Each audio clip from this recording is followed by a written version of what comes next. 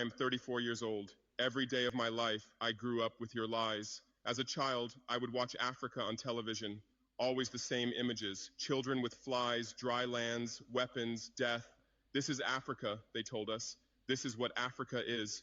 And we believed it. We were ashamed of ourselves. We were ashamed of our own lands, of our own people. But then I grew up. I read, I researched, I questioned, and I understood that the Africa you showed us wasn't real. The story you told us was a lie. The fate you imposed on us was a script you had written. For years, how have you portrayed Africa? How have you shown it? How have you sold it to your viewers? As if we were creatures who had no share of humanity, as if we were savages left outside of civilization, as if we were wretches waiting for you to save us. Every day, every hour, every minute, the same story plays on your screens.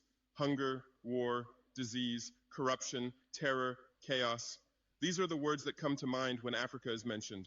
In your Africa dictionary, there are no other words. No hope, no success, no development, no resistance, no honor, no pride, no victory. So I ask you, New York Times, Washington Post, Guardian, Le Monde, have you ever made Africa's successes your headlines? How many times have you written about Rwanda's technology miracle? How many times have you shown Ethiopia's reforestation project? How many times have you praised Botswana's democratic success? How many times have you described Kenya's entrepreneurial ecosystem? No, because these don't fit your scenario. Your Africa cannot be successful. It cannot, because then how will you legitimize your exploitation? If it's not in need of help, how will you intervene? If it's not backward, how will you look down on it? Have you ever asked yourselves, has any editor sitting at their desk, any news director in a meeting, any columnist at their keyboard ever thought, why are the people of the world's richest lands poor? Here are the numbers for you, real numbers. Africa owns 70% of the world's cobalt reserves. Your cell phone, your computer, your electric car won't work without cobalt. This cobalt comes from Congo, but Congolese can't afford cell phones. Africa owns 90% of the world's platinum reserves.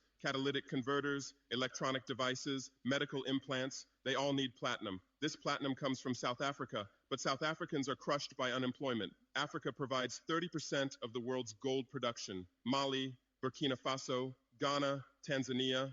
Gold flows like rivers from our lands, but our people swim in poverty. Africa supplies 65% of the world's diamond production. Botswana, Angola, Congo, Sierra Leone, billions of dollars worth of diamonds are extracted, but our miners live on $1 a day. Africa owns 35% of the world's uranium reserves. Niger, Namibia, South Africa. Nuclear plants run on our uranium. Paris lights burn with our uranium, but our villages have no electricity. And you still ask, why is Africa poor? No, the right question is, how was Africa kept poor while being so rich? Here's your answer. Colonialism didn't end. It changed shape. You used to come and occupy our lands. Now you come and establish companies. You used to take by force. Now you make agreements. You used to rule with the whip. Now you rule with credit. Let me give you concrete examples. With numbers, names, dates, but you'll never write about these.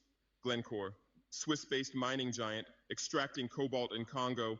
2022 revenue, $256 billion, a tax paid to Congo, $500 million. That's 0.2%. Is this justice? Rio Tinto, British-Australian mining giant, extracting bauxite in Guinea, 20 million tons annually. What's left for Guinea? Environmental pollution and cancer. Total, now Total Energies, French oil giant, extracting oil in Angola, Nigeria, Congo. 2022, profit, $36 billion investment in Africa, dirty pipelines, Anglo-American, founded in South Africa but now in London. Diamonds, platinum, iron, taking everything. What it left in South Africa? 6 million unemployed miners. And these are just the tip of the iceberg. What about the invisible, the secret deals, the offshore accounts, the transfer pricing tricks? Every year, $88 billion in illegal money flows out of Africa. Who writes about this? Every year, $45 billion in aid comes to Africa. Everyone writes about this, but no one says Africa is not the continent receiving aid, it's the continent giving aid.